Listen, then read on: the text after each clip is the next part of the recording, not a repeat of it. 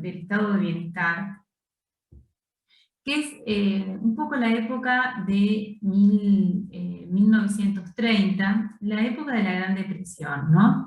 Entonces, ¿nosotros qué estamos dando? Para ordenarnos un poquito en tiempo y espacio de lo que es la unidad 1. Nosotros estamos viendo las escuelas económicas, empezamos bueno, digamos, vimos los mercantilistas, digamos, los fisiócratas, vieron los neoclásicos y los clásicos, y ahora vamos a ir a digamos, lo que sigue en el programa, que es el nacimiento del estado de bienestar. Este paper lo tienen ustedes en la bibliografía. Es básicamente lo que yo les voy a presentar acá, es un resumen, ¿no?, de el paper que tienen en la bibliografía. Entonces les voy a grabar la clase, así ya queda para cualquier otro que no pueda asistir. Bueno, me está pidiendo que den un segundito. Bueno, no la grabo porque me está pidiendo host y tendría que ir a buscar el número de host. Bueno. Digamos, vamos a ver qué es esto de la economía del bienestar. Básicamente en la economía del bienestar es donde nacen todas estas ideas de la intervención del Estado en la economía. Previo a esto, digamos, previo a la economía del bienestar, al nacimiento de la economía del bienestar, digamos, el mejor asignador de todos los recursos era el mercado. Y el Estado, según las palabras de Adam Smith, solamente intervenía, o sea, digamos, participaba en educación, seguridad y cuestiones de defensa. Todo lo demás estaba, digamos, asignado al mercado. De cualquier manera, de 1815 a 1898 nace la idea, ya ha nacido en Alemania, de un personaje llamado Otto von Bismarck, que es el que se da cuenta de que en realidad, digamos, las ideas que Marx habían introducido podían ser una amenaza. ¿Por qué? Porque lo que Marx había introducido era la idea de que en algún momento el proletariado o la clase trabajadora iba a producir una revolución e iba a tomar el poder, ¿no? Entonces, a lo que hemos llamado es esta revolución rooseveliana, que esto es previo a la idea de Roosevelt, pero básicamente es como un darse cuenta de que si no se atendían todas esas pautas que se estaban estableciendo como, digamos, de no asistencia a las clases trabajadoras, eso finalmente iba a ir contra el mercado. O sea, sostener, digamos, como dogma todos los principios del mercado, lo único que iba a hacer es destruir esa teoría del mercado. Entonces, conforme a la traducción prusiana y alemana, el Estado era competente, benéfico y sumamente prestigioso. Lo que consideraba como principal peligro de la época era la activa militancia de la clase trabajadora, industrial en un rápido crecimiento, con su ostensible proclividad a las ideas revolucionarias y en particular a las que provenían de su compatriota recientemente fallecido Marx. O sea, todas estas ideas, digamos, establecidas por Marx, habían en un sentido calado en todo lo que era el proletariado de esa Europa, de esa Alemania industrial. Entonces, ¿qué leyes adopta? Adopta determinadas leyes que iban con el sentido de la protección del proletariado, digamos, de toda esta clase trabajadora. Por primera vez se establecen seguros en previsión de accidentes, enfermedades y ancianidad e invalidez. O sea, previo a esto, digamos, las personas no tenían ningún tipo si se accidentaban, dejaban de trabajar y no percibían ningún tipo de seguro o compensación. si se enfermaban, no recibían ningún tipo de estipendio, y también si en el momento de la ancianidad no tenían lo que nosotros conocemos como jubilación o pensiones de invalidez. O sea, todas estas ideas de seguridad social nacen a partir de toda la que nosotros llamamos la economía del bienestar. Aunque ustedes no crean, digamos, digamos, esta gente no tenía todas estas cuestiones que para nosotros resultan normales, no, fueron introducidas recién en esta época. Bueno, en el caso de Gran Bretaña, esto lo introduce Alemania en la época del Reich, desde 1884 a 1887. Alemania, posteriormente, 25 años después, toma ese caso, y en este caso se trataba mucho, no de un miedo a la revolución, como lo era en Alemania, sino de hombres y mujeres organizados preocupados por el destino de la sociedad. O sea, ustedes saben que toda Europa, más que nada Inglaterra, fue el epicentro de la revolución industrial.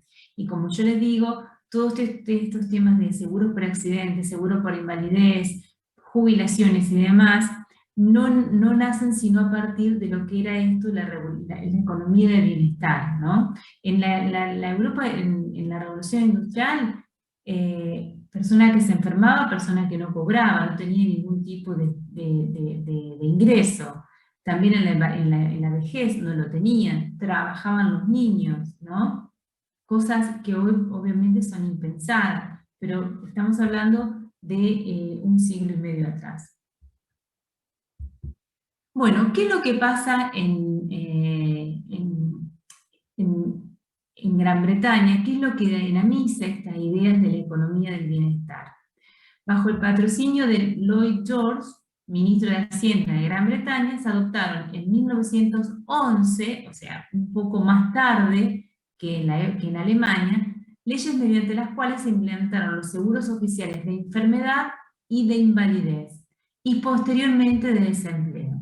O sea que recién en 1911 podemos situar todos estos temas, estos seguros o este complemento de lo que es todo el tema de, por ejemplo, el seguro de desempleo en Gran Bretaña. Pero obviamente el problema que se genera es que todos estos seguros de invalidez, de enfermedad y de desempleo iban a acarrear un costo. Y como en todos los órdenes, ese costo tiene que ser financiado por o el Tesoro, o por impuestos, o por, digamos, o los empleadores. Entonces, paralelamente a la implementación de los impuestos correspondientes que se incluyeron por primera vez en el presupuesto de 1910, la legislación de bienestar social en Gran Bretaña desencadenó conflictos y perturbaciones sociales sin precedentes. Obviamente, digamos, los afectados por estos impuestos plantearon, digamos, por qué tenían que ellos financiar estas cuestiones.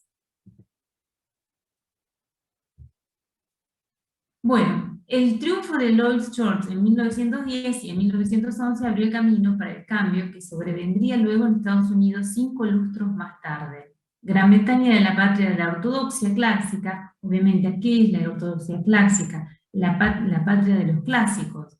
En Gran Bretaña es donde nacen Adam Smith, David Ricardo, Malthus, John Steele, todos los padres de la economía o los clásicos, como John Stuart Mill, como ustedes los van a ver en los clásicos, es la ortodoxia clásica. Pero había llegado a aceptar, aunque con renuencia, una transformación muy importante del sistema. Es decir, que el mismo sistema tenía que financiar estos seguros, digamos, que para la época eran revolucionarios. O sea, ustedes, digamos, cuesta mucho con la mente nuestra, y en el momento en que vivimos, pensar que alguien no tiene ese tipo de beneficios, pero digamos, no eran aceptados y no existían en la Gran Bretaña anterior a 1910. Arthur Pigou es un economista 1877 y 1959. Es el sucesor de Alfred Marshall en su cátedra en la Universidad de Cambridge. Ustedes lo deben haber visto, digamos, con el trabajo que les subió Verónica, la profesora Verónica. El tema Alfred Marshall es el padre de los neoclásicos, ¿no? A él le debemos la construcción de la demanda y la oferta agregada, y todo lo que es toda la economía neoclásica. El que sucede a Alfred Marshall es Arthur Pigou. También una visión neoclásica, clásica, pro mercado, como era en la época imperante en Gran Bretaña. La idea principal que pregonaba era que el Estado podía hacer mucho más para mejorar las condiciones de vida de la gente. Tal planteamiento se basaba, por una parte, en el hecho de que los mercados tienen imperfecciones que no les permiten funcionar eficientemente. Es decir, no plantea que el mercado no es el sistema en el cual debe desarrollarse toda la actividad económica, sino que tiene fallas, por eso existen fallas de mercado, en esas, digamos, que son esas fallas en las que tiene que intervenir el Estado para mejorar su funcionamiento. Por tanto, una de las principales preocupaciones de Pigou era la de incrementar la prosperidad de las personas. En su economía de bienestar buscaba ejemplos donde se pusieran en evidencia las fallas que muchas veces tienen los mercados, o dicho en otros términos, donde la ganancia privada no redunda en bienestar para la sociedad. Bueno, Pigou es un pionero de lo que se conoce en microeconomía como las fallas de mercado. Las fallas de mercado y básicamente las externalidades positivas y las externalidades negativas. Esto lo van a ver en Economía 2, porque es un tema del programa. Pero básicamente, lo que él sostiene, para decirlo de una manera, es que hay muchas cuestiones en que el Estado tiene que intervenir, porque si no lo hiciera, la autonomía del mercado no llevaría a la mejor solución posible para toda la sociedad, ¿no?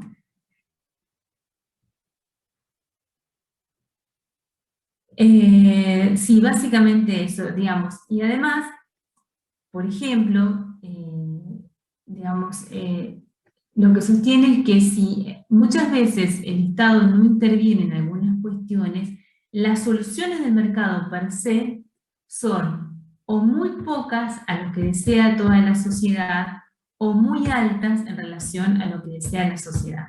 Por ejemplo, les voy a dar un ejemplo. Él dice, la contaminación de los ríos es una externalidad negativa, es una falla del mercado, y el Estado tiene que actuar. ¿Por qué? Porque si no fuera regulada, no fuera penada, no existirían a lo mejor impuestos o penas que recaigan sobre la actividad que contamina los ríos, la producción privada iría a niveles mucho más altos, la producción privada de contaminación de los ríos iría a niveles mucho más altos de lo que la sociedad tolera o desea. Entonces, eso es una falla de mercado. ¿Por qué? Porque si nadie interviniera, naturalmente la producción, digamos, iría a niveles insoportables de contaminación. Entonces, la producción privada de contaminación es mayor de lo que la sociedad tolera o desea. Entonces, la intervención del Estado ahí para reducir la cantidad de contaminación de los ríos. ¿Se entiende? Bueno, también hay algunas cuestiones como cuestiones positivas. Por ejemplo, en el caso de la vacunación, como en este momento estamos todos con el tema de las vacunas. Si el Estado no intervendría, quizás financiándolas o apoyándolas económicamente, la cantidad de producción óptima sería mucho menor a la deseada. Entonces, se produciría mucho menos vacunas de lo que la sociedad plantea. Apaguen los micrófonos, por favor, que se sientan ruidos y perturban. Digamos, se sienten ruidos de mesas y demás. Entonces, son fallas de mercado. Y el Estado tiene que intervenir o para reducir la cantidad que se produce o para, en su defecto, con la vacunación, aumentar. ¿Se entiende lo que dice, lo que quiere decir? En la economía buscaba ejemplos donde se pusieron en evidencia las fallas que muchas veces tienen los mercados, o dicho en otros términos, donde la ganancia privada, o lo que genera lo privado, no redunda en un bienestar de la sociedad. Bueno, entonces, los economistas clásicos dicen la utilidad marginal de dinero no puede bajar. No hay ninguna razón para transferir rentas de pobres a ricos. Ya les explico esto. Bueno, ustedes saben, o deberían saber, que una de las cuestiones que plantearon los economistas clásicos fue la utilidad marginal decreciente. ¿Qué es esto? La utilidad marginal decreciente es que a medida que consumo más un bien, la utilidad que obtengo de cada dosis incremental de ese bien es cada vez menor. Es decir, yo voy corriendo, ¿no? Un día mucho calor, tengo mucha sed, tomo un vaso de agua. Eso me genera una utilidad, un bienestar, una satisfacción. Un segundo vaso de agua me genera satisfacción, pero no tanto como el anterior. Y así si voy aumentando la cantidad de dosis, que son los consumos, la utilidad de los consumos subsiguientes es cada vez menor que la anterior, que su anterior. Por eso decimos que la utilidad en el margen, la última, es decreciente, porque cada vez voy teniendo menos utilidad si voy consumiendo o satisfaciendo una necesidad.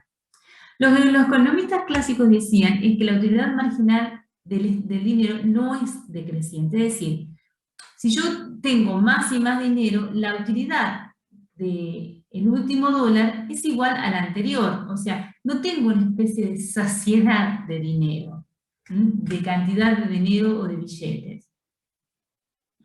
Por lo tanto, si eso no sucediera, no se podría dar origen a transferencia. Esto es, lo que plantea Pigou es lo siguiente. Si una persona muy rica tiene mucho dinero, que yo le saque un poquito a esa persona, la valoración que tiene de eso que tiene tanto es muy poca. Y si eso se lo transfiero a alguien que tiene poco, ese aporte lo valora mucho.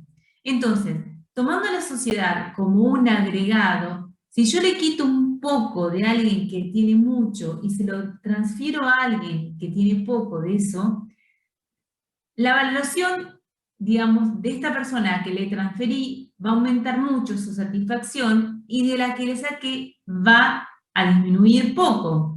Entonces, si yo puedo ir a hacer la suma de las satisfacciones obtenidas, obviamente la sociedad como un todo va a aumentar, va a estar mejor, porque solamente lo que hice es sacarle un poquito a alguien que tiene mucho y dárselo a alguien que no tiene nada. Entonces, la sociedad como un todo, como un sistema, va a estar un poco mejor porque al que le disminuí el bienestar se lo disminuí muy poco, pero a aquel que le aumenté el bienestar se lo aumenté mucho. Entonces, compensando esos dos bienestares, si hubiera alguna manera de medirlo, la sociedad como un todo va a estar mejor. Eso es básicamente lo que está detrás de todo esto que estamos planteando. Es decir, él plantea una especie de redistribución donde son los que tienen mucho, los que tienen que pagar ese impuesto para financiar estos seguros de lo que estábamos hablando. Entonces, vamos a tratar de leer esto. Pigou propuso una alternativa a esta línea del pensamiento clásico. Según él, mientras la producción total no disminuyera a consecuencia del cambio introducido, la economía del bienestar, o sea, la suma total de la satisfacción proporcionada por el sistema, era realizada por la transferencia de recursos disponibles para el gasto de ricos a pobres. Las opiniones de Pigou proporcionaron un clamoroso apoyo a la redistribución de la renta implicada por las medidas de bienestar, y tal aprobación ha provenido del interior mismo de la corriente hegemónica contemporánea. Es decir, ¿por qué en ese sentido fue algo aceptada? Porque Pigou justamente era un representante de la corriente clásica, de la corriente dominante en esa época. Y él demostró que, digamos, esta redistribución no era perjudicial para el sistema como un todo. Entonces, bueno, las opiniones de Pigou proporcionaron un clamoroso apoyo a la redistribución de la renta implicada por medidas de bienestar. Y tal aprobación ha provenido, bueno, como les decía, perdón. Bueno, entonces, recapitulando el tema de Inglaterra, primero tenemos que las primeras apariciones de economía del bienestar aparecen en Alemania, luego en Inglaterra, y luego pasamos a Estados Unidos, ¿no? ¿Qué tenemos en Estados Unidos como primeros referentes de la economía del bienestar? Bueno, para 1935, fíjense que estamos mucho después que en Gran Bretaña. La Universidad de Wisconsin constituyó la fuente de ideas y de iniciativas prácticas fundamentales en la legislación del estado de bienestar. John Commons, catedrático de esa universidad, es en Estados Unidos la figura equivalente a Bismarck, o sea, que este personaje, John Commons, sería lo que este Otto Bismarck fue en Alemania, el propulsor de las ideas de esta economía o legislación de estado de bienestar. Bueno, consiguió reunir en torno suyo a un brillante y devoto círculo de colegas y estudiantes que, al no estar atados a los principios clásicos ortodoxos, se propusieron en forma sumamente práctica a enderezar los evidentes entuertos sociales de la época. Bueno, entonces, este estado en Wisconsin es un poco el que genera un plan Wisconsin, que es una obra conjunta de economistas y políticos que tendía en Estados Unidos a implementar las ideas de la economía del bienestar. Propone una ley de administración pública del Estado de características progresistas, una normativa eficaz de tarifa de los servicios públicos, una limitación de los intereses crediticios, una política de apoyo a movimientos sindicales de trabajadores, un impuesto estatal sobre la renta, y por último, en 1932, un sistema estatal de subsidio de desempleo. Esto, dentro del plan Wisconsin, que es el estado de Wisconsin, tiene una influencia que luego sería para todos los Estados Unidos, que genera un plan federal, que en la primera etapa de la legislación federal en la materia, cuyo proyecto fue redactado en 1935 por Thomas Elliot, preveía un sistema de subvenciones a los estados con destinos a los ancianos necesitados y a los hijos a cargo de familiares de bajos recursos. O sea, todo lo que venimos hablando desde la etapa de Otto Bismarck en Alemania, ¿no? Fíjense, subvenciones a los ancianos necesitados y a los hijos a cargo de familias de bajos recursos. También estableció un régimen conjunto federal de los estados para las indemnizaciones de desempleo, al igual que un sistema obligatorio de pensiones de vejez para los trabajadores de los principales sectores industriales y comerciales de la economía. El plan de pensiones se basaba también en una caja cuyos fondos provendrían de una tasa específica descontados sobre salarios. O sea, el plan de pensiones de vejez está basada en un impuesto sobre los salarios. Esa es la primera idea de las jubilaciones, ¿no es cierto? Entonces, este plan de pensiones, que fue una de las cuestiones más importantes que se estableció, se basaba en una caja cuyos fondos provendrían de una tasa específica descontada sobre los salarios, con cuyas reservas podían costearse las prestaciones cada vez más cuantiosas que sería necesario pagar a medida que cada vez más trabajadores alcancen la edad jubilatoria.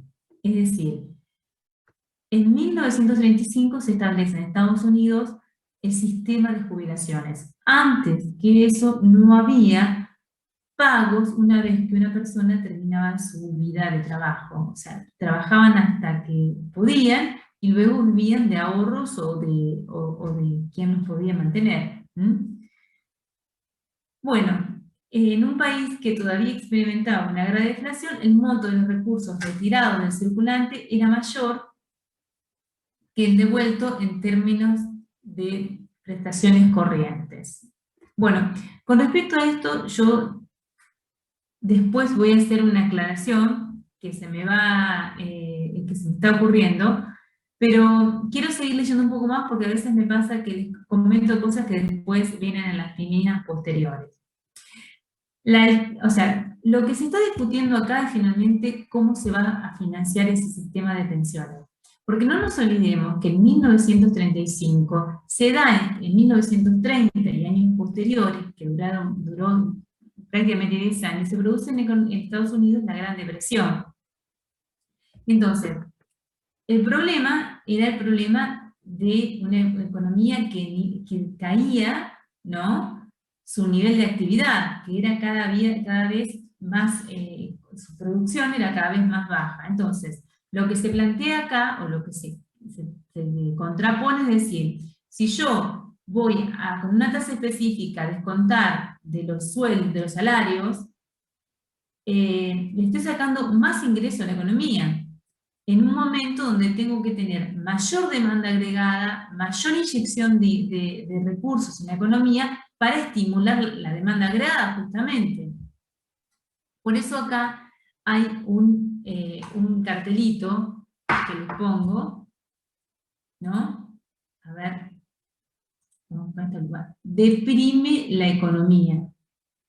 Deprime la economía en el sentido de que si yo estoy sacando, digamos, lo que necesito hacer, digamos, es aumentar la cantidad de recursos en la economía. Nosotros vamos a ver en las próximas clases que justamente toda esta política keynesiana trataba de inyectar recursos en la economía, estimulando la demanda agregada con mayor gasto público. Entonces, la alternativa de financiar las prestaciones con recursos del presupuesto general del Estado habría aumentado el déficit no concebido por la tradición clásica. O sea, una alternativa era directamente financiar, bueno, una era directamente sacar dinero de los salarios para tener una caja para financiar la jubilación. La alternativa 2 es directamente sacar ese dinero del presupuesto, digamos, aumentando el déficit. Eso, dentro de la tradición clásica, prácticamente no se concibe. O habría requerido incrementar de las contribuciones menos específicas, posiblemente una elevación de impuesto a la renta. Es decir, no lo saco del presupuesto teniendo déficit, no lo saco de los salarios descontándole, lo saco directamente de un nuevo impuesto a través del impuesto a la renta. Acá en esto había una resistencia política. Los recursos de la seguridad social y en particularidad de la pensión de vejez deben constituirse mediante un impuesto percibido de los propios interesados. Es decir, se financia con los recursos de los actuales empleados, ¿no? El subsidio de desempleo costeado mediante los impuestos sobre los salarios exigió a su vez una intrincada combinación de disposiciones federales y de los estados, con las consiguientes diferencias en las prestaciones entre estos últimos, entre los distintos estados. Es decir, el principio de sustitución, este principio ha sustituido sin oposición. Es decir, la idea es, para crear las pensiones de vejez y los subsidios de desempleo, lo que se hace, se obtiene de los recursos, digamos, se les cobra una tasa, un impuesto a los salarios, o sea, son los propios potenciales beneficiados los que deben abonar este seguro, ¿no? Bueno, después hay una controversia entre economistas y empresarios, donde, digamos, obviamente que los empresarios son los que más lo critican. Fue muy criticado por los empresarios, ningún texto jurídico en la historia de Estados Unidos fue tan inconadamente atacado como los portavoces, o sea, la Ley de Seguridad Social que se estableció en 1935, ¿no? Los economistas de la nueva legislación propuesta no implicaba un choque frontal contra las creencias clásicas, el subsidio de desempleo representaba un puente razonable para salvar la fase deprimida del ciclo comercial, las pensiones a la vejez se pagaban solas. Después de todo, era un seguro y no tenían nada de radical, o sea, era un seguro donde cada uno de los que trabajaba aportaba una porción de su salario para pagar la probabilidad de estar desempleado y después lo que era su pensión de vejez. Bueno,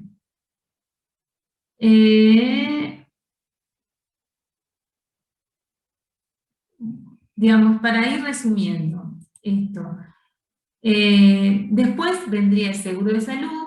Yo, digamos, lo que le quería decir, y básicamente comentar, que ahora ya que, digamos, luego vamos a ir a una cuestión más agregada, es lo siguiente.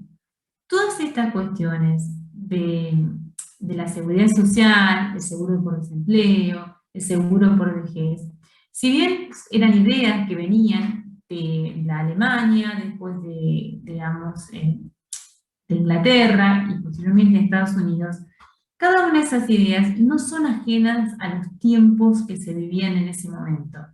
Porque cada una de las teorías económicas, incluso la de Keynes, que es la que vamos a ver ahora, son propias de la época, son, digamos, resultado de la época.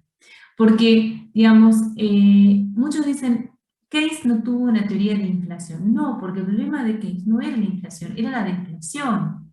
Entonces, él hizo una teoría, no hay, digamos, los que después hicieron una teoría de la inflación fueron sus sucesores, los post-keynesianos.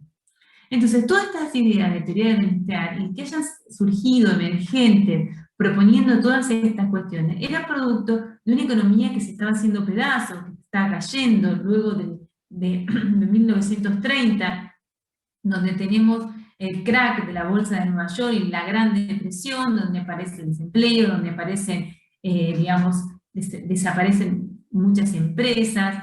Entonces, todas estas cuestiones empiezan a ser visibles y problemas a resolver porque son cuestiones de que estaban pasando en la realidad. O sea, son producto de una época. Y, digamos, todas estas cuestiones, todas estas teorías, se van implementando en función de la época. Así que eso es lo que les quería comentar. Digamos, toda esta teoría del bienestar, si bien es una cuestión atendible, lógica, y que fue evolucionando desde 1880, son propias o un emergente de lo que estaba pasando en la sociedad en ese momento. Bueno, entonces, algunas acotaciones adicionales. Después vendrían el seguro de salud, la asistencia a las familias con hijos a cargo, la vivienda para familias de bajos recursos, los subsidios a la vivienda. Bueno, ahí no veo más. Y lo mismo que en Estados Unidos sucedió en todos los países industriales. También sobrevino paralelamente una corriente interminable de preocupaciones y lamentos de quienes, como los dirigentes empresariales mencionados, veían en las medidas de previsión el enemigo natural de la libre empresa. Entre tanto, a medida que iban apaciguándose la furia y la alienación de los desposeídos, calmados precisamente por el estado de bienestar, iba también disipándose el temor bismarckiano a la revolución. Y el socialismo fue perdiendo importancia como solución alternativa.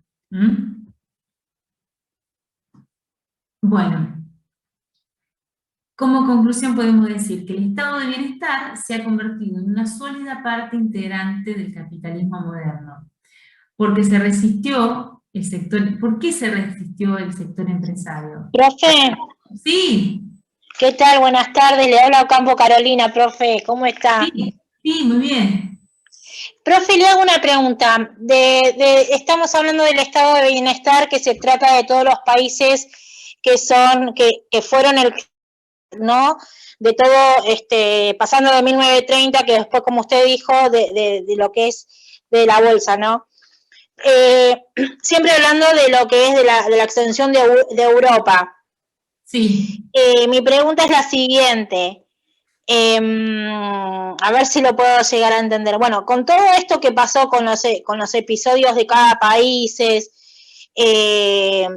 ¿cómo se remontó el empleo? Porque también hubo mucho desempleo, ¿no? Sí, sí. Bueno, digamos, ahora nosotros lo vamos a ver con Keynes. Digamos, hasta Keynes, o Keynes, la única economía que existía, o que era la teoría económica válida, era la teoría clásica. Como ustedes saben, en la teoría clásica siempre hay pleno empleo. Entonces, lo que Keynes planteó es, no es verdad. La demostración es la realidad. Porque hasta 1930, la única teoría vigente, no había otra, es la teoría clásica. Y luego de la Gran Depresión, hubo, digamos, unos casi 10 años de problemas de empleo, de problemas de desempleo, obviamente. O sea, lo que Keynes decía es, la economía puede, o sea, lo que los clásicos dicen es, la economía está en pleno empleo. Y puede estar en desequilibrio por una cuestión transitoria, pero luego vuelve sola en el empleo. Pero una vez que pasan entre 5 y 10 años, ¿no? Más 10 años de problemas de empleo y de producción, Keynes dice, no, la economía puede estar en equilibrio con desempleo. Bueno, y lo que sucedió fueron, se hicieron, digamos, programas activos de gasto público, de política fiscal, ¿no? Keynes tiene escrito en alguno de sus libros donde prácticamente el trabajo era el trabajo que no tenía productividad, donde se les pagaba hacían gasto público para hacer pozos y después volverlos a rellenar, pero generar un trabajo, digamos, y que eso genere consumo y que eso dinamice. Porque obviamente era una economía que estaba totalmente retraída, donde no había inversión, y básicamente, digamos, la idea es, para Keynes el que realmente puede cambiar el ciclo económico es la inversión de los animal spirits, ¿no? Es la inversión de los que tienen ese halo mágico, que invierten y generan producción y generan valor. De la inversión, profe, de los grandes accionistas, ¿no? Porque los grandes accionistas son los que invierten en bolsas y eso es lo que hace producir y aumentar la economía, ¿puede ser? Claro, sí. Lo que el Estado hace es, digamos, aumentar la demanda agregada y aumentar el empleo, pero, digamos, digamos, transitoriamente. Pero los que hacen cambiar el ciclo económico, de pasar de un estado de la depresión al aumento, es la inversión. Y nosotros lo vamos a ver a esto cuando veamos en demanda agregada, el modelo de demanda y oferta agregada, los componentes, que es consumo, gasto, inversión y exportaciones netas. Vamos a ver la teoría clásica y la teoría keynesiana. Y ahí vamos a comparar y vamos a ver realmente cuál era la idea de uno y cuál era la idea del otro. Eso lo vamos a ver con las curvas y con la gráfica y con las ecuaciones, más en detalle ya en la segunda parte del curso, que es el modelo de demanda y oferta agregada, que básicamente la segunda parte del curso, que es después del segundo parcial, que es el segundo parcial, es el modelo de demanda y oferta agregada, con sus variantes, con su descripción, pero es básicamente el modelo de demanda y oferta agregada. Pero básicamente es, ¿cómo se estimula el crecimiento? Desde el punto de vista keynesiano, es con gasto público, o sea, fiscal, con, digamos, gasto público, política fiscal expansiva y, digamos, también a través de la inversión. Porque la inversión es la que genera el ciclo económico, de que aumenten la producción y para salir de esa digamos, digamos, caída que te venía teniendo la actividad económica. No sé si, digamos, fui clara, ¿no? Pero básicamente con gasto público y básicamente generando las condiciones para que los agentes económicos vuelvan a invertir. Y se genere otra vez la rueda del ciclo económico. ¿Estamos? ¿Hay alguna, no sé si en el chat hay alguna pregunta, porque estoy...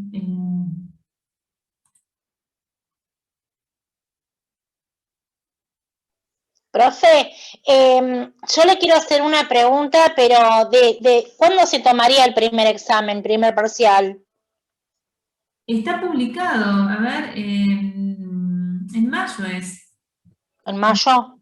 Sí, ahora después, lo que pasa es que no quiero salir porque yo estoy en mi computadora compartiendo pantalla y tengo el PowerPoint abierto. Y como tengo tan atada con el hambre todo, no quisiera salirme de la pantalla. Después cuando terminemos, busco el Excel y les digo, porque eso lo tenemos... dale. Bueno, cuando yo me minimizo ahí, ¿ustedes me ven a mí, sí o no? Sí, yo la veo. Ah, bueno, no, porque yo me minimizo y yo no me veo. Solamente No, yo la veo a usted, sí, bueno, se ve. Bueno, se ve más chiquito la foto, pero se ve. Ah, ok, no, porque yo, si no me tapa mucho y no puedo leer lo que estoy haciendo. Bueno, vamos a cerrar esta parte, que es la conclusión que sacamos de la primera parte. Yo lo repito, todo esto es parte de la bibliografía, que es un paper que está en lo que tienen de bibliografía para la unidad 1. Entonces, el estado de bienestar se ha convertido en una sólida parte integrante del capitalismo moderno. ¿Por qué se resistió el empresariado? Es un poco lo que yo les decía, la única, digamos, idea preponderante hasta este momento era la idea de los clásicos y los neoclásicos, ¿no? Entonces, para los actores, digamos, básicamente este famoso Otto Bismarck, que en realidad era por una cuestión de autosubsistencia, o sea, él lo que tenía miedo era que esa predicción que finalmente Marx hace de que iba a haber una revolución del proletariado y que iban a tomar el poder, él en algún momento empezó a sospechar, ¿será verdad esto? Digamos, cuando toda la parte del proletariado se empieza digamos, como a sindicalizar. Entonces, esta gente, en realidad, alemana, en principio lo hace por una cuestión de autosalvarse ellos, porque, digamos, lo toman, dan esos beneficios, porque temían a esa revolución. Entonces, para los actores en el escenario empresarial, el sistema clásico era algo más que un dispositivo para producir bienes y servicios, y para defender los beneficios personales. Era un tótem, o sea, era algo, un dogma, una fe religiosa, no se podía ni cuestionar. Los negocios son un medio para lograr el éxito. Al evaluar en qué medida se han obtenido estas ventajas, el éxito relativo se advierte más fácilmente en las épocas de crisis que en las de prosperidad, y cuanto más ha llegado uno por mérito propio en relación a otros.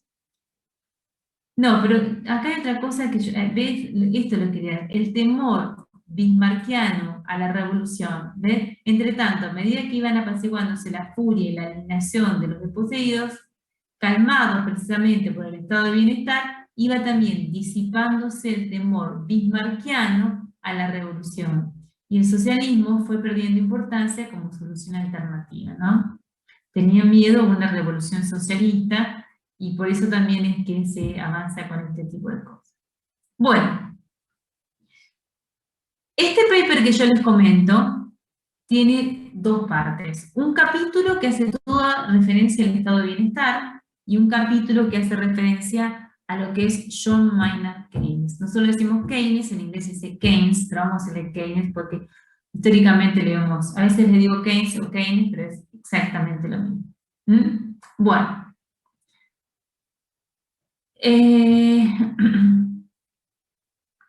Vamos a ver este tema. ¿Hay alguna duda aparte, antes de seguir con el tema de... Tomo un poquito de té y me dicen si hay alguna duda con respecto a lo anterior.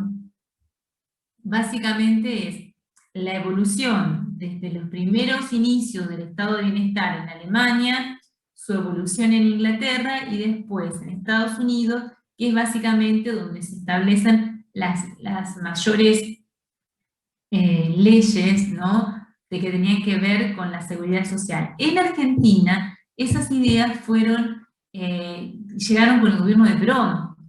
Si bien, digamos, ese gobierno de Perón las establece, no hay que dejar de reconocer que eran una cuestión de la época. Eran cuestiones que ya se estaban, digamos, estableciendo en todos los países del mundo. En Estados Unidos se hace en 1935, y luego, digamos, en los años 40 es donde se establece en Argentina en el gobierno de Perón. Bueno, John Maynard Keynes. Vamos a ver un poquito lo que dice acá. A ver, el decenio de 1930 fue el más fértil en innovaciones. Se adoptaron medidas directas para afrontar la caída de los precios industriales y agrícolas, se proveyó auxilio organizado a quienes más lo necesitaban, se emprendieron obras públicas para crear oportunidades de empleo, y en 1935 se implantaron el subsidio de desempleo y el sistema de pensión a la vejez. Es decir, se llevaron a cabo todas estas cuestiones, digamos, se mantuvieron los precios industriales y agrícolas para que no cayera su cotización, se proveyó auxilio a quienes más necesitaban, se emprendieron obras públicas para crear oportunidades de empleo, eso es lo que yo les decía, el gasto público del Estado para crear empleo, y luego, como acá ya tenemos, se implementaron subsidios de desempleo y el sistema de pensiones a la vejez. Pero subsistía el problema de que implicaba el grave fracaso del sistema en conjunto. Digamos, es en esta etapa donde todo el sistema clásico, que ya les habíamos hablado, que era un tótem, una cuestión dogmática que prácticamente ni se discutía, empieza a hacer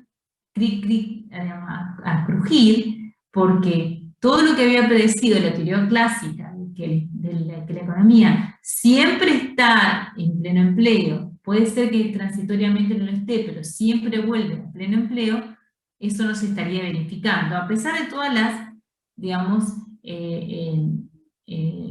intervenciones que el Estado hacía. En 1900... ¿no? ¿Cómo? Que hay una ruptura del paradigma y se genera uno nuevo. Exactamente, exactamente.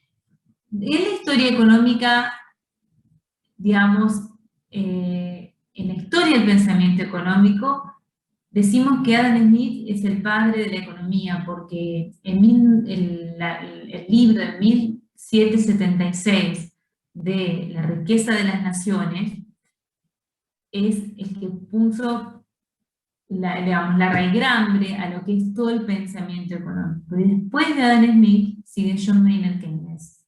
Son dos grandes pensadores, digamos, si lo pudiéramos poner de uno adelante. Después sí hay un montón, está Milton Friedman, está todo lo, digamos, Alfred Marshall, o sea, pensadores que revolucionaron la historia del pensamiento económico, pero digamos, estos dos son los dos primeros, ¿no? En 1936 los gastos personales seguían siendo bajos, es decir, la gente no deseaba gastar. El 17% de la fuerza de trabajo estadounidense continuaba desempleada, y el Producto Nacional Bruto equivalía al 95% de lo que había sido en el año ya lejano 1926. O sea, se había perdido un 5% de producto.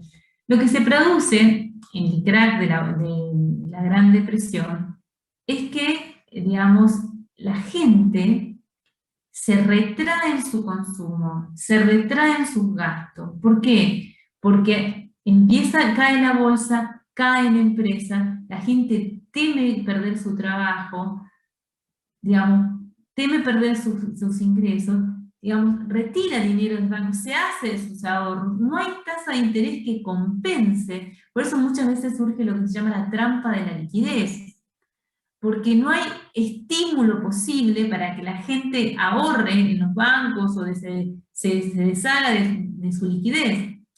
¿Cuándo hay trampa de liquidez? Cuando la gente teme perder su capital, se mantiene completamente líquida, reúne su dinero y no se deshace de él.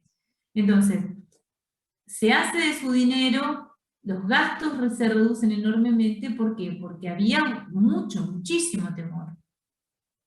Entonces la ortodoxia no podía explicar ninguno de estos fenómenos. En ella la economía encontraba su equilibrio en pleno empleo, y de este, a su vez, provenía la demanda que lo sustentaba. Así lo reza la ley de Say. ¿Qué dice la ley de Say? La ley de Say dice que la oferta genera su propia demanda, es decir, si se aumenta la producción, eso va a generar mayor trabajo, va a aumentar los ingresos, y eso a su vez va a hacer que sí.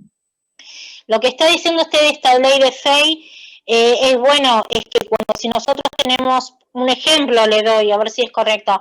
Supóngase que usted tenga una fábrica donde la producción sea el triple de lo que está produciendo. O sea, ¿qué va a pasar? Que si usted al producir, produjo de 1.000 a 10 millones, esa producción se va a multiplicar. Y ahí es cuando estamos hablando sobre la ley de Say, que más producción, más capital. No. Estamos hablando de la ley de Say en el sentido de que ustedes, a lo mejor esto lo van a ver con cuando vean toda la parte del esquema de circulación de la economía. Yo tengo más producción. A su vez, para producir, que necesito tener empleo, necesito tener capital, ¿no? Y necesito tener empresarios o un beneficio. Entonces, en la medida que yo más produzco, tengo la producción, pero para generar esa producción necesito pagar salarios, o sea que esos salarios van a ser ingreso, después van a haber mayor beneficio y va a haber mayor pago del capital. Por ejemplo, si tengo que alquilar un campo, tengo que alquilar un predio, lo que sea. Ese dinero que yo tengo que pagar para producir va a venir como dentro del flujo circular también a demandar más bienes. Entonces, no lo miren de una empresa, mírenlo del agregado de la economía. A mayor producción, mayor salarios, mayor ingreso, mayor beneficio. ¿El beneficio qué es? El beneficio es el ingreso del empresario. Se supone que el empresario no tiene un salario, sino que es el excedente que queda luego de que pago los salarios, pago los costos y demás. Pero en definitiva no deja de ser un ingreso. Y también el ingreso que tienen los poseedores del capital, es decir, los poseedores del capital en dinero, que lo prestan, los poseedores de la tierra, los poseedores de los predios. Entonces, todos esos reciben ingresos que a su vez lo tienen que gastar. ¿En qué lo gastan? En adquirir esa producción. Entonces, por eso es, la ley de Say lo que decía es que la oferta, una vez que se genera la producción, genera su propia demanda. Porque para generar la producción necesito pagar sueldos, beneficios y renta. Y eso, dentro del flujo circular, se vuelve nuevamente a la economía a demandar esos productos generados. ¿Se entiende? Ahora sí, profe, gracias. De nada.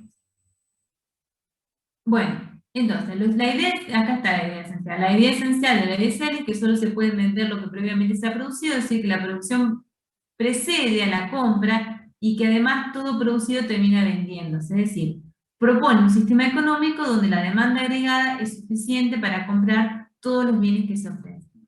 Básicamente es lo que yo les decía. Lo que hay detrás de la ley de Say es el flujo circular de la economía. Ustedes lo van a ver en la clase que viene, sino en la otra. Es decir, yo tengo a las familias, que son las que poseen el trabajo, el capital y la renta, y todas esas familias ofrecen sus servicios ¿para qué? Para la producción. Entonces, una vez que se genera la producción, para generar la producción tengo que pagar a todos estos actores de la economía. Y esos actores van a ir al mercado de bienes a demandar los bienes que produje. Entonces, por eso Ley 6 dice, yo genero la oferta, pero a su vez, una vez que genero la oferta, genero la demanda, porque genero los ingresos que van a ir nuevamente al mercado de bienes. ¿Entienden? Por eso la ley de 6 dice, la oferta genera su propia demanda. Pero ya vemos que no es tan así, porque obviamente parte de esos ingresos se ahorran. Y cuando eso se ahorra y no se vuelca al mercado de bienes, cuando hay temor o lo que sea, esos bienes empiezan a estar, digamos, en la economía sin tener un destino, y ahí se empieza a generar el exceso, la acumulación de inventario que tienen las empresas. Cuando se genera la acumulación de inventario, las empresas dicen, no, yo me quedé con tal máquina, tal producción sin vender, tanta cantidad de vestidos que no vendí esta temporada, tanta cantidad de, qué sé yo, de materiales que no pude vender. Yo lo que hago es para la próxima temporada no demando, no repongo stock o repongo la mitad, y eso va bajando la producción. Eso es lo que le critica después Keynes. Bueno, estamos todos mintiendo como elementos que después vamos a ir coordinando para un poco definir cuál era la idea de Keynes. Los tipos de interés pudieran reducirse mediante la inversión de los bancos centrales, pero a mediados de la década del 30 eran ya tan bajos que no podría aplicarse tal recurso para seguir fomentando los créditos en las inversiones. Bueno, acá se produce lo que es la trampa de la liquidez. Se cae la producción de los bienes, se caen las inversiones. La tasa de interés era 0, o sea que se podía consumir, se podía invertir, porque ¿qué es la tasa de interés? Es el costo de oportunidad que yo resigno cuando hago tal inversión. Pero cuando la tasa de interés es tan baja y no hay ninguna iniciativa de inversión, se dice que estamos entre la trampa de liquidez. Se produce cuando los tipos de interés están muy bajos, con tasas cercanas a 0, y debido a ello las personas acumulan dinero en efectivo en lugar de invertirlo, porque creen que pueden producirse situaciones que escapen a su control. Esto es, cuando creen que está en riesgo su capital. Entonces, cuando la gente cree, porque digamos, cualquier otra, o sea, dicen, ¿por qué mantienen dinero? ¿Por qué mantienen saldos reales? Si cualquier otra inversión la domina, es decir, ¿quién podría mantener saldos reales o no invertir si tiene tasa de interés tan baja? ¿O quién podría mantener saldos reales como consumidores si a lo mejor el banco le dan alguna alternativa rentable? Bueno, todos aquellos que teman que invirtiendo o ahorrando o prestando, pierden su capital.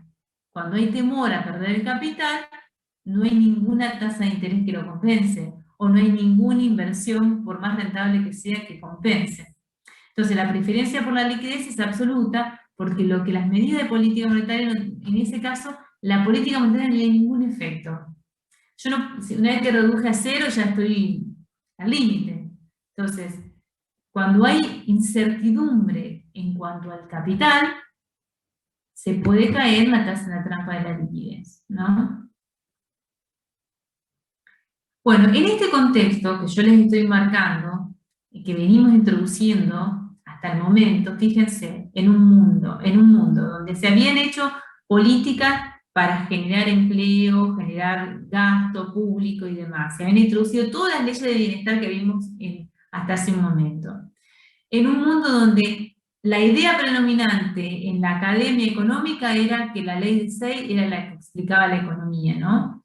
Y en un mundo donde había trampa de liquidez, en ese contexto aparece Keynes, la obra de John Maynard Keynes, un economista que vivió en 1883 y que murió en 1946. Según él, la economía moderna no encuentra necesariamente su equilibrio en pleno empleo, sino que puede hallarlo aunque el desempleo subsista. Es decir, lo que él le muestra por una cuestión de la realidad imperante es que podía haber desempleo, equilibrio con desempleo. En este caso, la ley de Say ya no rige más y puede haber una escasez de demanda. Entonces, el gobierno puede y debe tomar medidas para subsanarla. Es decir, puede pasar que no haya demanda agregada para consumir los bienes. Entonces, si la gente se retrae, los empresarios se retraen la inversión, lo único que puede dinamizar la demanda agregada es el gasto público. Entonces, el equilibrio con su empleo es la abolición de la ley de Say. La necesidad de promover la demanda recurriendo a gasto público más allá del límite de los ingresos disponibles son los elementos básicos del sistema de Keynes. Bueno, acá tenemos lo que les presento acá es un poco, a ver, para no digamos, derivarme tanto. Esto yo se los voy a subir, toda este PowerPoint. Básicamente lo que explico acá son todos los antecedentes históricos que hay en la historia económica anterior a Keynes, de lo importante, digamos, de la idea de que el Estado, en situaciones de crisis, debe financiar la demanda agregada o estimular la demanda agregada, aún a través de los déficits. Uno de los antecedentes históricos también es Hitler emprendió un gran programa de obras públicas al tomar el poder en 1933. Recurrían sin escrúpulos a la financiación a través del déficit. Hacia 1936, el desempleo, que había ejercido una influencia tan considerable en el acceso de Hitler al poder, había sido eliminado en gran medida. ¿Por qué? Porque a través de obras públicas habían disminuido el desempleo. Después en Suecia, Wicksell y otro economista, lo que establecen es que si bien lo importante es que haya equilibrio fiscal, se admite, ¿no? Digamos, esta es la conclusión. Afirmaron que si bien en época normal el presupuesto total debía mantenerse en equilibrio, en tiempos de depresión, a la inversa, convenía el desequilibrio deliberadamente de modo que el excedente de los gastos sobre los ingresos contribuyera a sostener la demanda agregada. Es decir, son dos economistas que establecieron que no es bueno que haya déficit fiscal, pero solamente lo admiten en las situaciones con depresión, en donde la única manera es a través de estimular la demanda agregada. Bueno, esto es lo de Suecia. También también en Estados Unidos, dos economistas, Foster y Katchin, establecieron lo mismo, ¿no? Que se podía estimular la demanda agregada a través de la financiación del gasto público. Entonces,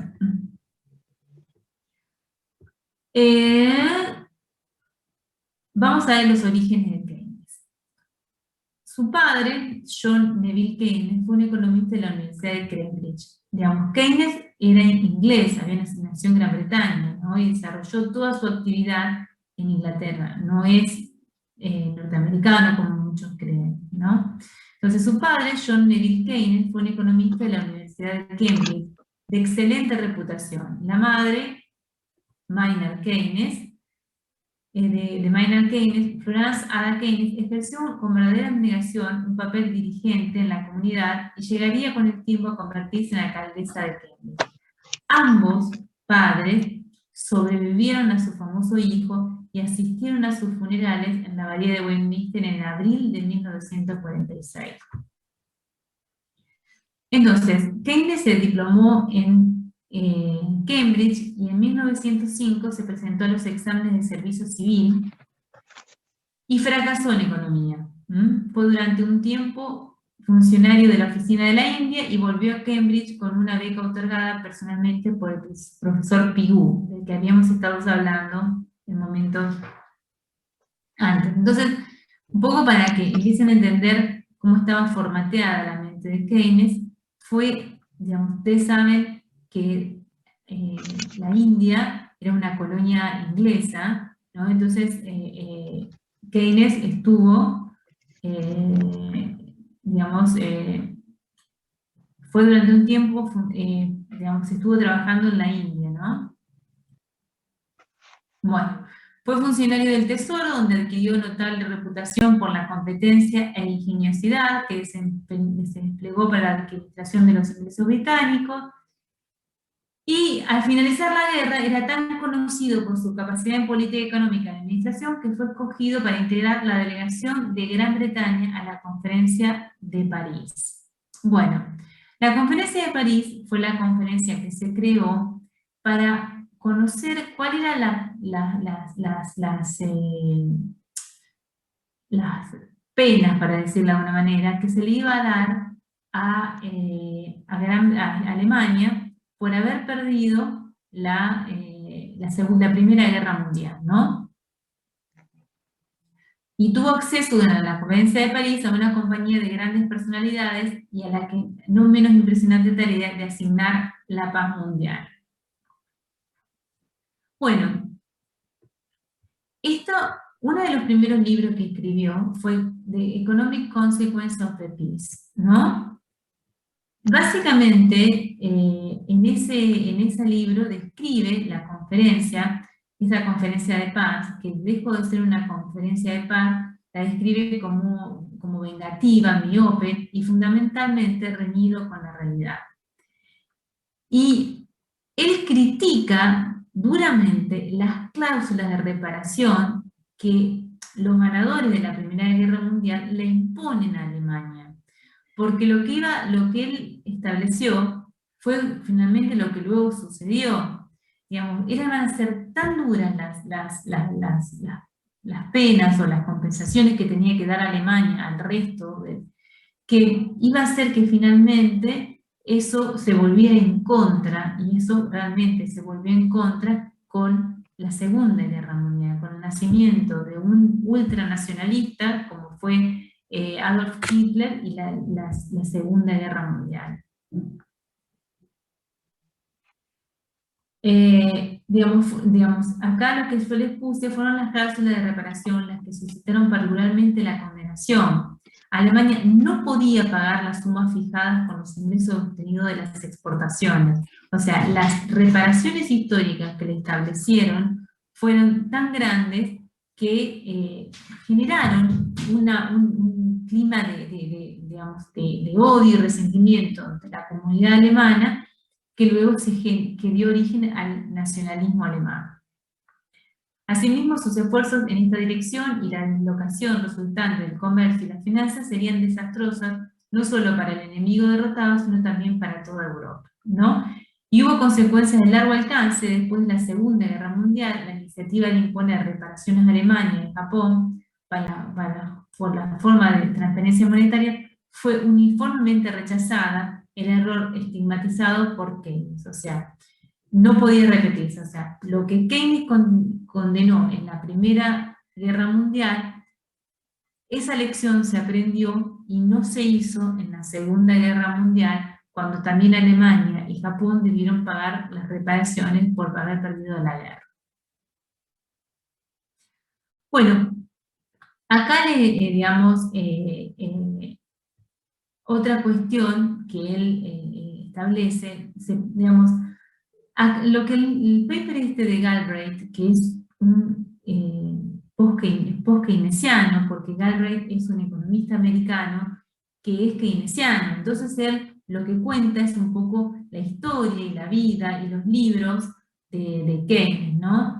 Acá establece que en 1945 Keynes tiene un altercado con el ministro de Hacienda de Winston Churchill, donde más que nada por el tema de los productos exportados y por la tasa de conversión de la libra, Y ahí dio origen a un ensayo que él denominó las consecuencias económicas de Mr. Churchill, ¿no? Todo un problema porque, digamos, el tipo de cambio que establecía para pagar las exportaciones de carbón que vendía en Inglaterra al resto de los países era un tipo de cambio no conveniente. Él discute con el ministro de Hacienda, eso después, digamos, empezó a tener problemas la industria del carbón, empezó a haber paro, hubo motines, hubo muertos, entonces él, luego, antes, como consecuencia de haber advertido, digamos, tempranamente digamos, los problemas que tenía establecer un tipo de cambio tan poco conveniente de las exportaciones de carbón, escribe un libro, un ensayo, donde dice las consecuencias económicas de Mr. Churchill.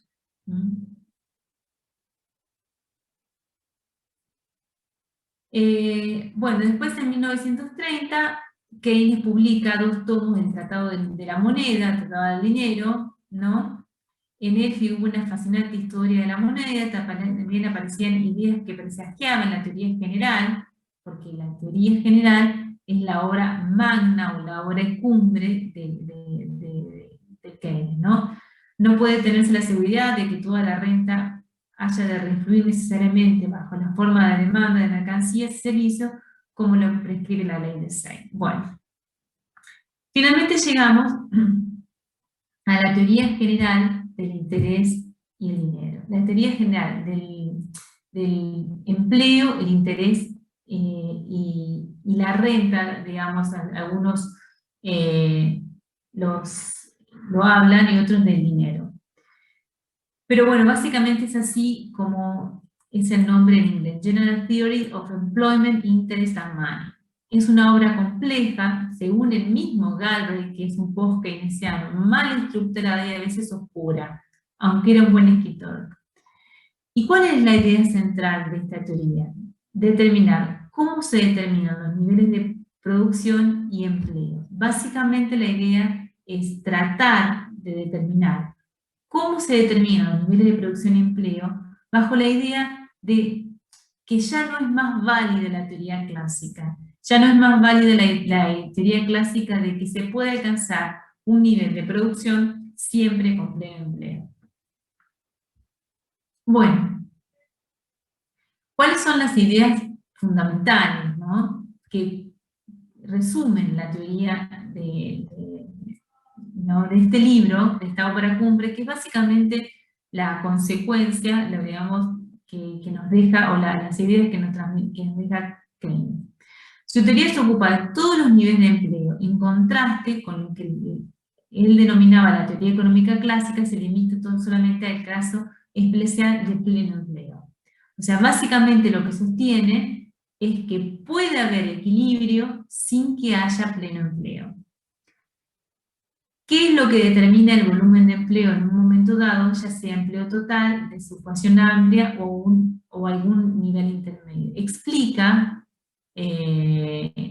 la inflación con facilidad. En realidad no hace una teoría de la inflación, sino que en realidad el problema que tiene Keynes es la deflación, como la desocupación, ya que ambos dependen fundamentalmente del nivel de demanda efectiva.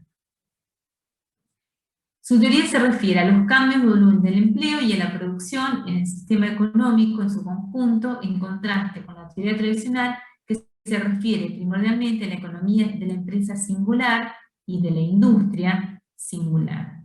Y establece la primera gran relación, ¿no?, la relación de macro, que es el producto bruto, es la suma del consumo, la inversión, más el gasto, más las exportaciones netas. ¿Qué son las exportaciones netas? Es la diferencia entre las exportaciones y las importaciones.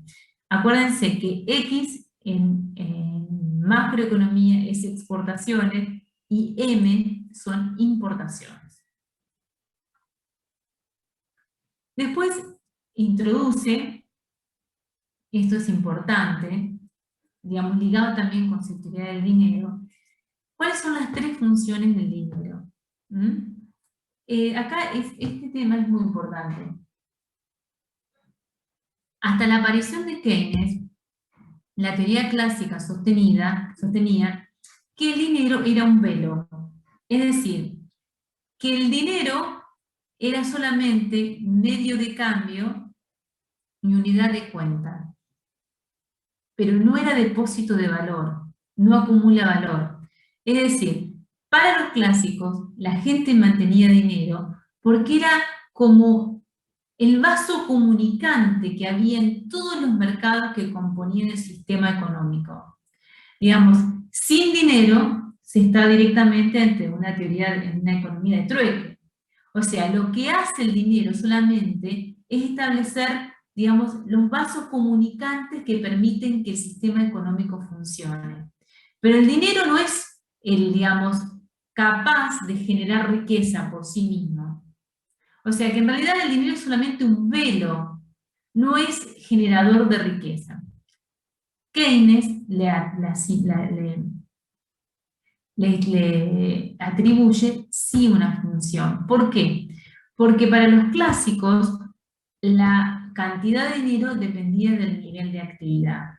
Es decir, yo tengo un nivel de actividad y ese nivel de actividad para funcionar se lubrica con dinero. O sea, más actividad, más dinero, menor actividad, menor dinero, menor cantidad de dinero. Sí, hay más dinero manteniendo constante la actividad, se genera inflación. De ahí nace la teoría cuantitativa del dinero y que lo que luego Milton Friedman tomará como la teoría monetarista del dinero. Ahora bien, entonces, el dinero depende del nivel de actividad. Para Keynes el dinero no solamente depende del nivel de actividad, depende también de la tasa de interés. O sea, la gente mantiene dinero no solamente por el motivo precautorio de decir, bueno, tengo que ir al súper, tengo que pagar el taxi, entonces tengo que tener dinero para financiar esos gastos, sino que además lo tiene como un acumulador de valor, como un depósito de valor. Y además sabe que el dinero puede obtener determinada renta y que el dinero tiene un costo de oportunidad. Es decir, si yo tengo dinero acumulado en mi casa por las dudas tenga que pagar el taxi, por las dudas tenga que ir al kiosco y demás, ese dinero tiene un costo de oportunidad. Es la tasa de interés que estoy perdiendo de ganar en un bono, en un plazo fijo o lo que sea. Entonces, el interés, la tasa de interés, influye sobre la cantidad de dinero de saldos reales que los individuos van a tener. Es decir, lo que incorpora Keynes es otra variable que influye sobre el dinero y no solamente la cantidad, el producto, el nivel de actividad. ¿Se entiende? Entonces, cuando los poseedores de riqueza expresan en general una preferencia por atesorar el dinero más bien que por prestarlo o invertirlo, la producción de riqueza social real está en desventaja. Esta preferencia por la posesión de dinero más bien que por la posesión de riqueza rentable solo existe en un grado importante en un mundo en que el futuro económico es incierto, es la trampa del interés. Bueno, acá lo que dice es que yo tengo que la tasa de interés es sensible a la cantidad de dinero. Ahora, cuando la tasa de interés se transforma, digamos, no puede modificar, digamos, la conducta de la cantidad de dinero disponible que tienen los poseedores, es decir, supónganse que yo empiezo a aumentar la tasa de interés para aumentar los ahorros en los bancos, o empiezo a bajar la tasa de interés, supónganse, para estimular las compras, cuando la tasa de interés se desprende, a esa situación especial, él le llama trampa de liquidez, que es lo que hemos visto antes. Es decir, fíjense, cuando yo hablo del dinero, una de las cuestiones importantes en economía que tenemos que saber, que yo cuando defino dinero, sabemos que en economía el dinero se define por sus funciones. Dinero es todo aquello que es un medio de cambio, es unidad de cuenta y es capaz de acumular valor. Esa definición nace a partir de Keynes. ¿Estamos? Pues acá muchas veces lo van a entender más que acumulador de valor, como depósito de valor, ¿no? Depósito de valor. Entonces, digamos, introduce ese término como depósito de valor, que es un término, digamos, donde ahí se mete, se engancha la tasa de interés. Bueno, acá básicamente hacemos una descripción. El interés como premio por no atesorar dinero. El interés es la recompensa por transferir la disposición sobre la riqueza en forma líquida. El tipo de interés depende de la intensidad del deseo de atesorar. O sea, ¿qué es lo que estamos diciendo? ¿Por qué la tasa de interés? La tasa de interés es la recompensa por transferir dinero, por ejemplo, de mi caso, al banco. Entonces, digamos, la tasa de interés es el premio que yo tengo por postergar ese consumo. Un aumento de los tipos de interés tiende a reducir la demanda efectiva y en tiempos normales a originar desocupación. ¿Por qué? Porque la tasa de interés, ¿por qué reduce la demanda efectiva? Porque hace más caro la inversión, ¿no? Yo tengo una tasa de interés muy alta, entonces, yo como empresario, como inversor, digo, bueno, para invertir en algo, tiene que ser más alto que esta tasa de interés alta, porque si no directamente voy al banco y pongo la plata en plazo fijo, ¿para qué voy a asumir otros riesgos? Entonces, cuanto más baja la tasa de interés, más estimulada y dinamizada está la demanda agregada. Y acá es lo que yo les comentaba, la inversión como importante factor determinante del empleo. Esto fue uno de los grandes puntos que estableció Keynes, ¿no? La distinción entre el consumo y la inversión es fundamental para todo el análisis de Keynes. El empleo depende de la cantidad de inversión, o bien que la desocupación es originada por una insuficiencia de inversión. Es decir, el gasto público puede, digamos, dinamizar algo la demanda agregada, pero lo que genera un cambio de ciclo, lo que genera como un impulso, como un soplo a la demanda agregada, es la inversión. Si la inversión puede ser sometida a intervención, también puede serlo el empleo. Un nivel elevado de empleo depende de un nivel elevado de inversión. La clave para la comprensión de la teoría general del empleo se encuentra en la respuesta a esta pregunta. ¿Cuál es la causa de que la inversión fluctúe y de que esté característicamente por debajo de la cuantía necesaria para el empleo total? O sea, la inversión es la que genera, dinamiza la demanda agregada. Y esa demanda agregada, esa inversión es la que genera empleo. Yo tengo una cantidad total de gente que es la que tiene que estar empleada para yo tener pleno empleo. Bueno, ¿cuál es la inversión que yo necesito para que ese empleo sea total? Esa es la respuesta que trata de, digamos, responder. ¿Cuál es la causa para que esa inversión sea menor a la que necesito para tener un empleo total? Y él habló de esto, lo que yo les digo, los animal spirits, la irracionalidad psicológica como causa de la inestabilidad. Lo que Keynes llama juicios convencionales se convierte en la base del comportamiento del mercado. Son convencionales porque implican una coincidencia general de opinión o la aceptación de una convención en la sustitución del conocimiento genuino que no existe. Bueno, al suponer que los inversores tienen un conocimiento presente del futuro completamente diferente del que tienen en la realidad, la teoría clásica subestima los factores ocultos de la duda radical, la incertidumbre, la esperanza y el temor. Bueno, básicamente, ¿qué es lo que yo la crítica que hay acá? En este. Ustedes saben que la teoría clásica y la neoclásica tienen supuestos que son muy fuertes. Uno de esos supuestos es que los agentes económicos son racionales. La duda racional. ¿Qué es ser racional? Racional es una persona no que no se equivoca, sino que no comete los mismos errores. Es decir, que es capaz de aprender una vez que se equivocó y nunca más se vuelve a equivocar. Eso es un agente racional. Entonces, la teoría clásica y neoclásica supone que los individuos son racionales, o sea que no se van a volver a equivocar. Y además supone que conocen con certeza el futuro, que no tienen incertidumbre. Cuestiones que sí existen en la realidad. Los individuos no son totalmente racionales, hay incertidumbre, hay temor a lo desconocido, y ese era un poco el clima de negocios que había en esa época de los años 30.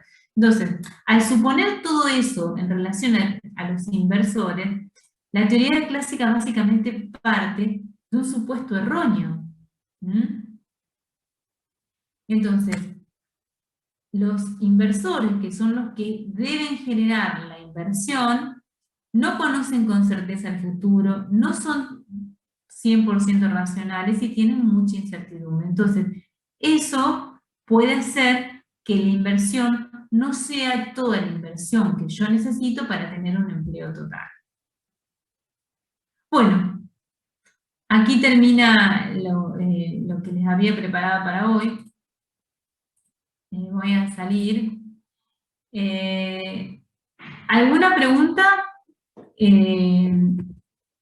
Digamos, básicamente, digamos, ahora les voy a subir lo que dimos hoy. Entonces, Profe, sí, discúlpeme, yo le hago hincapié del examen. ¿El examen qué va a ser? ¿Múltiple choice o se va a poder completar o escribir? a ver, espérate un cachito, ahí me olvidé, espérate un minuto, porque te voy a responder el examen, la fecha. Espérate que no puedo, tengo 20.000 pantallas, espera un segundito. A ver.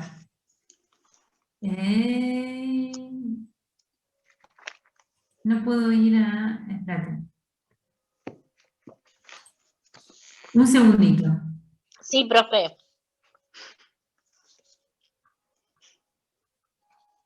Mira, hoy estoy hablando con Verónica y ella me dijo que... Espérate.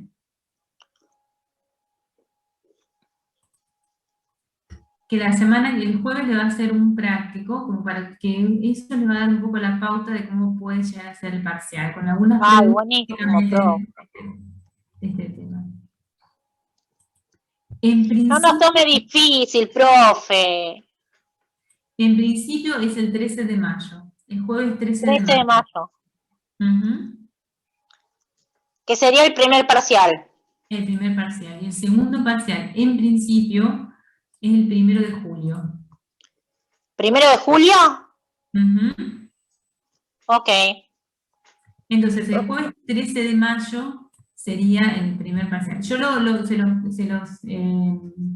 comento, yo la semana pasada estuve un poco alejada por el tema este de que tuve un hijo con COVID positivo y no estuvo bien así. Lo que en principio, el primer parcial es el 13 de mayo. Bueno, profe, lamento mucho y que se mejore su marido, ¿no? Estamos todos con este bicho que nos tiene Tremendo. todo mal.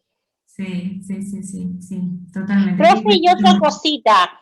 Usted, cada práctico que nosotros le enviamos a usted por el aula, ¿usted va a hacer hincapié para si por lo menos no llegamos a un 7, llegamos a un 6,50 o a un 6 para subir ese punto a que sea un 7 para promover la Sí, materia? los que están entre 5, 6 y 7 pueden llegar a promocionar en función de, puede haber un integrador. Ah, bueno, Sí, totalmente. Tengo una también. consulta. ¿Qué Sí, es en sí lo que, no se escucha bien. perdón, qué es lo que se define, qué es lo que define la riqueza de una nación, de un país? Para eso, para después traducirlo a lo que sería, o sea, con esto del tema del mercado, ¿no? Porque depende de la tasa de interés, depende, a ver cómo explicarlo. Primero la pregunta esa, ¿qué es lo que define la riqueza de un país? Bueno, es una buena pregunta. Nosotros ustedes vieron las escuelas, ¿no? Las escuelas económicas. Las escuelas económicas toman riqueza de un país según cada una de las lecciones. Si bien el mercantilismo no lo podemos considerar como una escuela exactamente, fue una forma de comerciar y de interactuar económicamente que perduró por mucho tiempo. Para los mercantilistas, la riqueza de una nación era aquella nación que podía acumular mayor cantidad de oro y plata, o sea, que tenía un saldo externo, una balanza comercial positiva. Esa era una nación rica. Esa es la riqueza de una nación. Para los fisiócratas,